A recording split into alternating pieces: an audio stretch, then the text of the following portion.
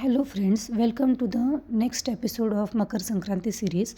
So Makar Sankranti is a festival of kites and without kites this festival is incomplete.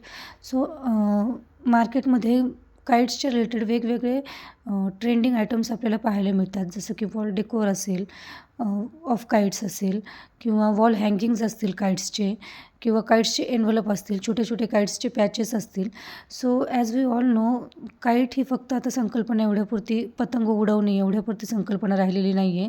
काईट्सचा आपण kite थीमचा वापर आपण मकर संक्रांतीमध्ये वेगवेगळ्या पद्धतीने आता करत आलेलो आहोत. सो अशा पद्धतीने मी इथे वॉल डेकोर म्हणून काईट्सचा यूज केलेला आहे. हे काईट्स मी कार्डबोर्डपासून बनवलेले आहेत आणि त्याला मी एका हळदी कुंकूच्या थीममध्ये कन्वर्ट करण्याचा प्रयत्न केलेला आहे. आता पतंग म्हटलं की फक्त मकर संक्रांती आठवते आणि मकर संक्रांती म्हटलं की हळदी कुंकू हे आलंच. सो पतंगाला एका हळदी कुंकूच्या थीममध्ये मी कन्वर्ट करण्याचा प्रयत्न केलेला आहे. सो मी इथे प्रत्येक पतंगावर हळदी कुंकूच्या रिलेटेड एक फोटो स्टिक करून त्याला रेझिनमध्ये कन्वर्ट केलेला आहे.